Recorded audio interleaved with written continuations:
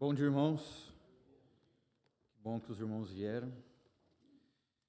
Dando continuidade em meditações, nosso texto hoje se encontra em Mateus 24, do 1 ao 14.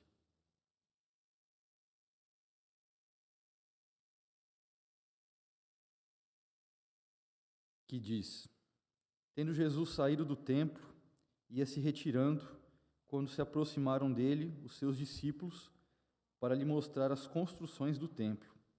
Ele, porém, lhes disse: Não vedes tudo isto? Em verdade vos digo que não ficará aqui pedra sobre pedra que não seja derribada. No Monte das Oliveiras achava-se Jesus assentado, quando se aproximaram dele os discípulos, em particular, e lhe pediram: Dize-nos quando sucederão estas coisas e qual sinal haverá da tua vinda e da consumação do século. E ele lhes respondeu: Vede que ninguém vos engane, porque virão muitos em meu nome, dizendo: Eu sou o Cristo, e enganarão a muitos. E certamente ouvireis falar de guerras e rumores de guerras. Vede, não vos assusteis, porque é necessário assim acontecer, mas ainda não é o fim. Porquanto se levantará nação contra nação, reino contra reino, e haverá fomes e terremotos em vários lugares. Porém, tudo isto é o princípio das dores. Então sereis atribulados e vos matarão. Sereis odiados de todas as nações por causa do meu nome.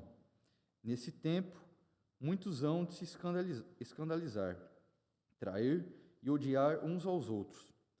Levantar-se-ão muitos falsos profetas e enganarão a muitos. E por se multiplicar a iniquidade, o amor se esfriará de quase todos. Aquele, porém, que perseverar até o fim, esse será salvo. E será pregado este evangelho do reino por todo o mundo, para testemunho a todas as nações. Então virá o fim.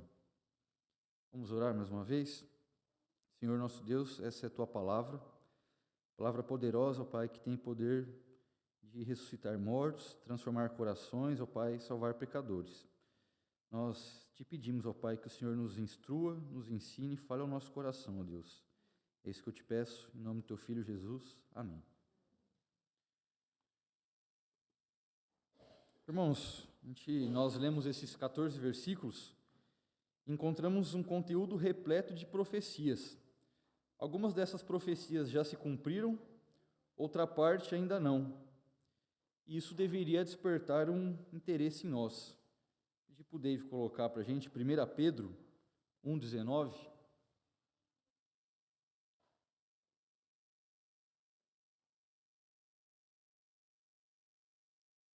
Não sei se eu marquei errado, provavelmente. Mas eu vou ler aqui o que eu anotei. Pode tirar, por favor, David, nesse versículo não. Temos assim tanto mais confirmada a palavra profética, e fazeis bem em atendê-la, como uma candeia que brilha em luz tenebrosa, até que o dia clareie e a estrela da alva nasça em vosso coração. Então está falando sobre a importância da profecia sobre nossas vidas, né? Essas palavras proféticas encontradas nas Escrituras devem ser abordadas com humildade e oração, buscando o ensinamento do Espírito Santo.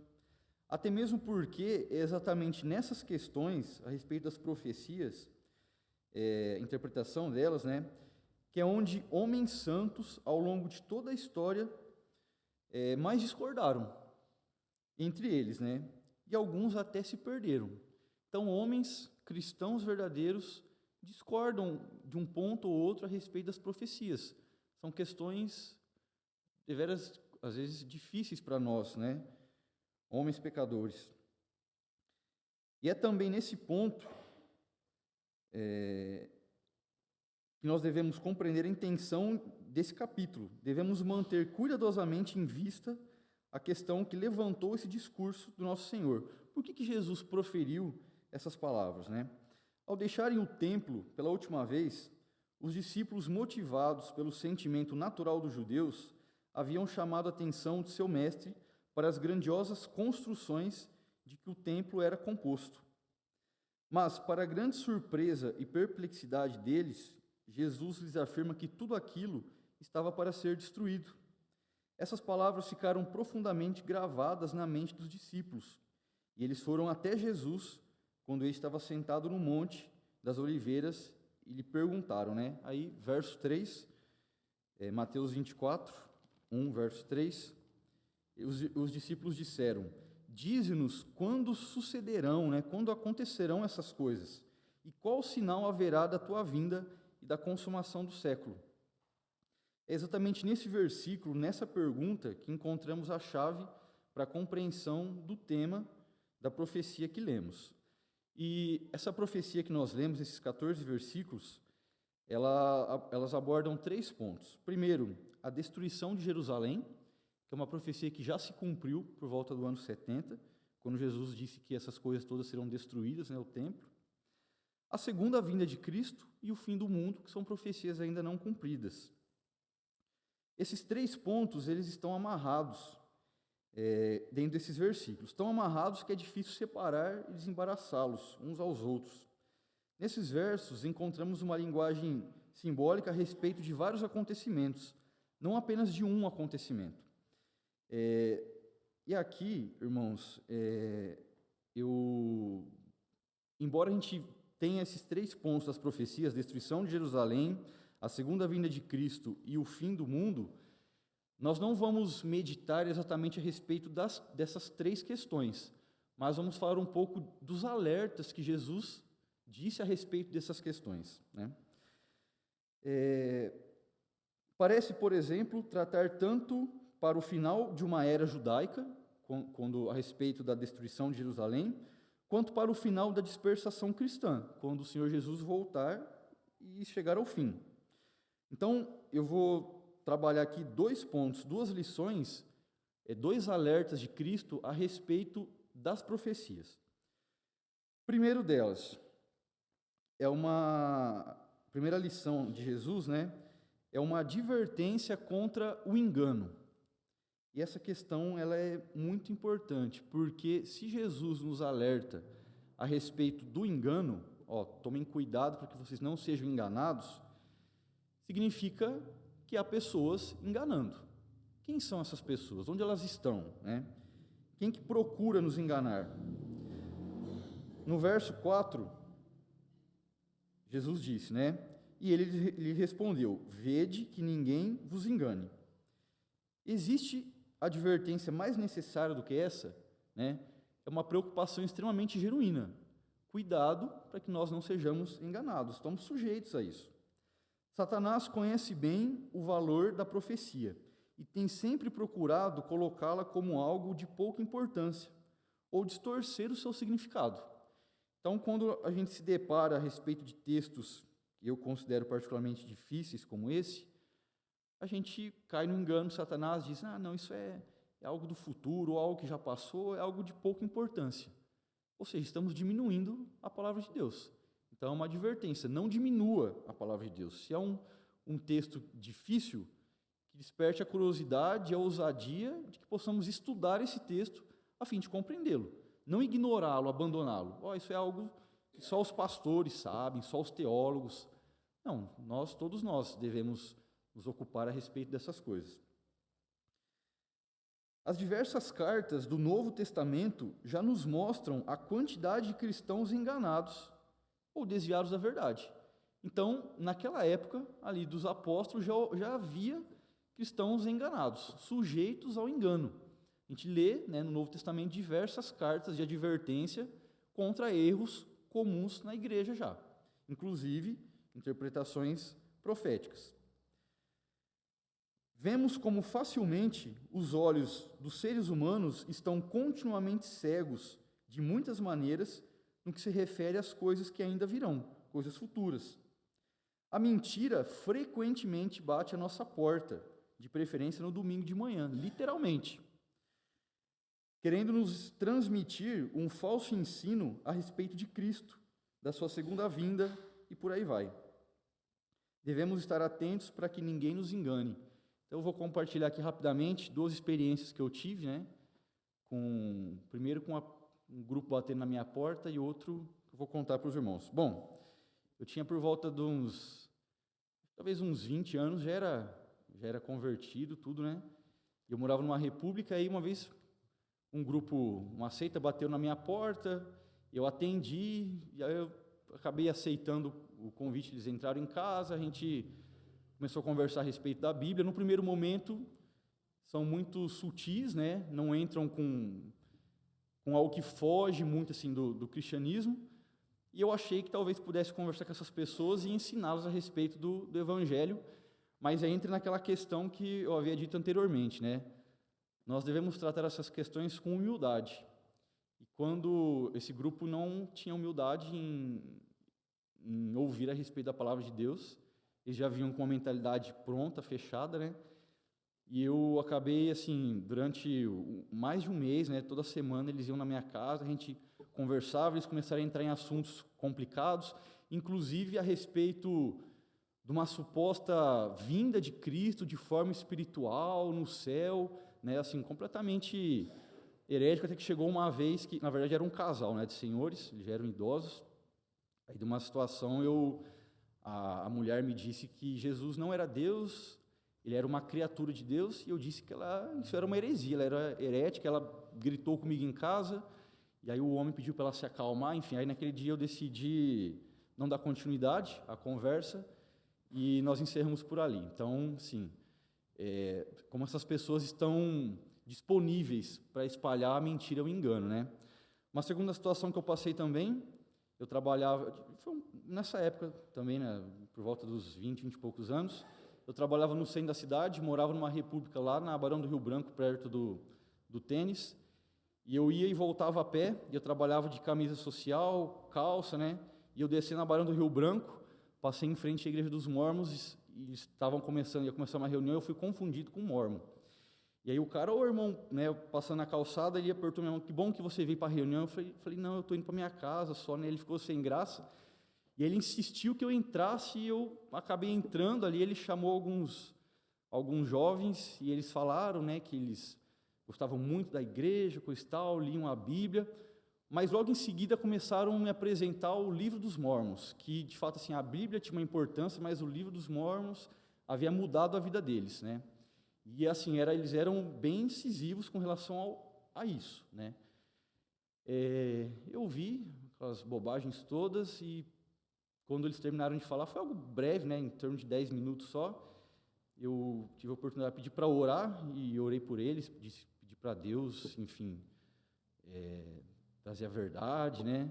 E a gente encerrou. Então, trouxe essa experiência para os irmãos também, porque se apresentavam de forma muito de boa aparência, né, que vida correta, reta, mas a ênfase na mentira do livro dos Mórmons era algo que eles queriam a todo momento me apresentar. Então, assim, irmãos, pessoas dispostas a espalhar o engano e a mentira estão ao nosso redor, né?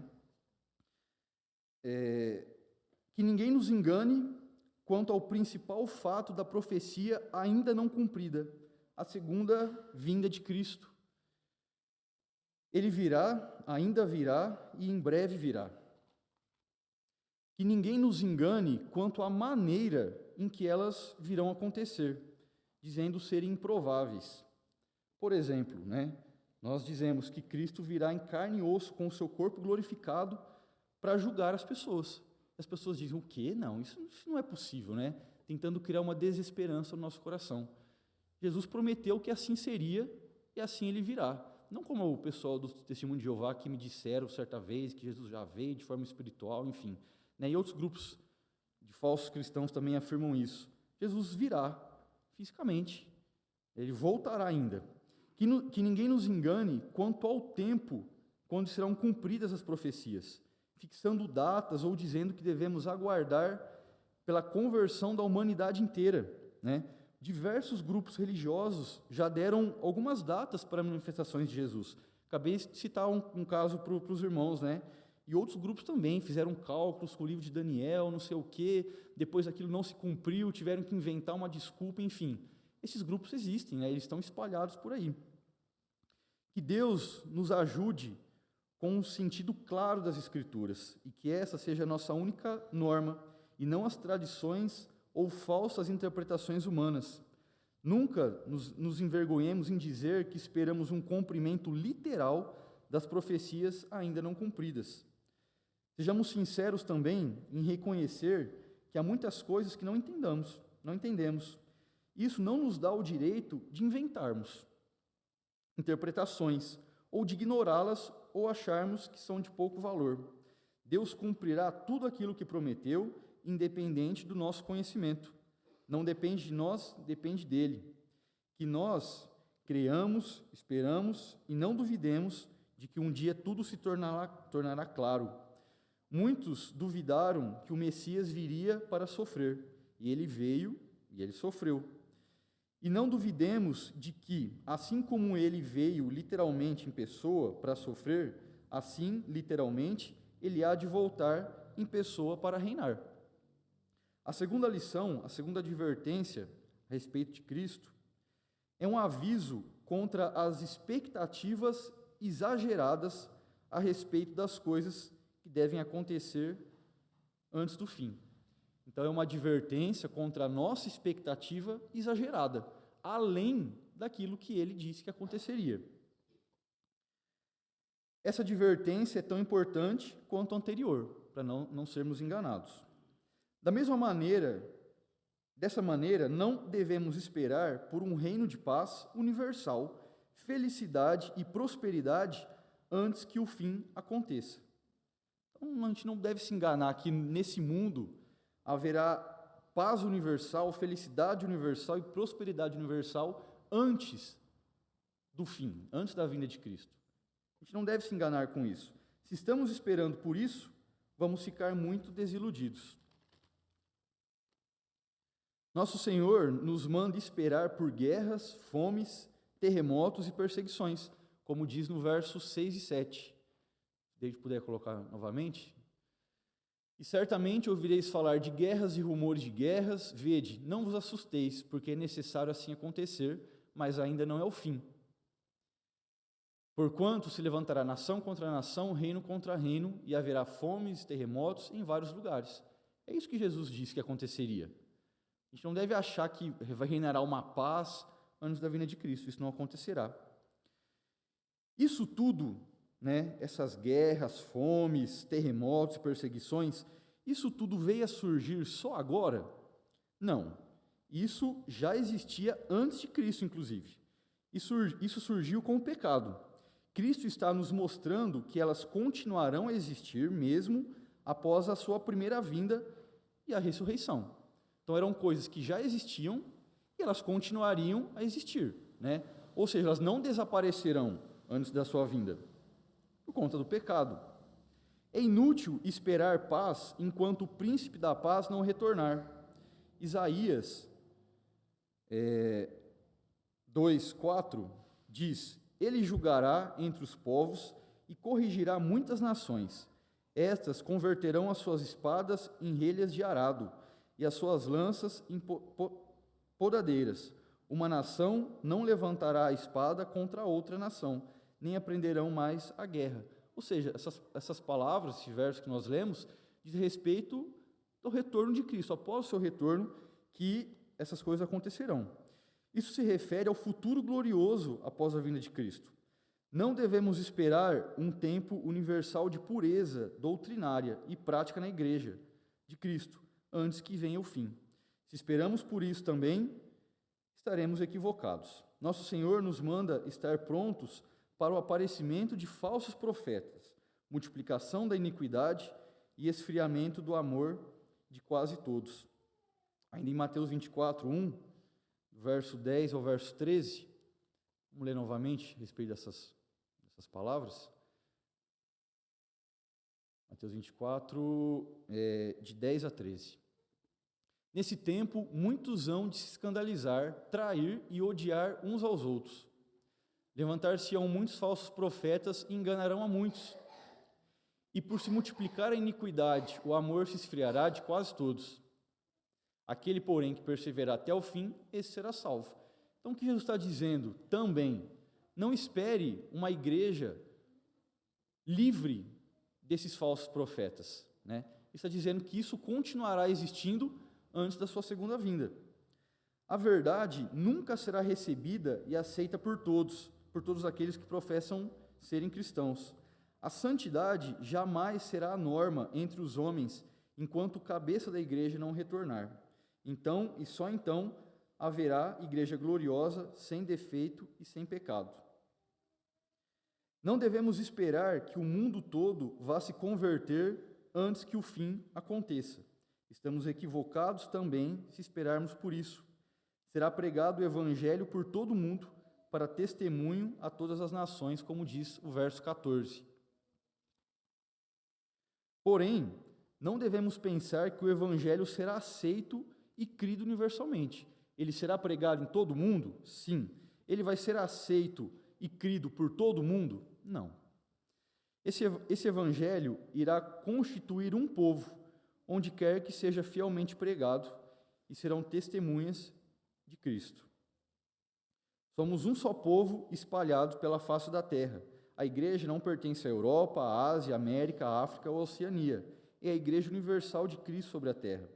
Todavia, a plena convocação das nações não acontecerá até que Cristo venha pela segunda vez. Então, e somente então, a terra se encherá do conhecimento do Senhor, como as águas cobrem o mar, como diz lá em Abacuque 2,14. Guardemos essas coisas no coração e nunca nos esqueçamos dela. São verdades que fortalecem a fé nos dias de hoje. Que Deus nos ajude a moderar nossas expectativas e seremos poupados de muitos desapontamentos.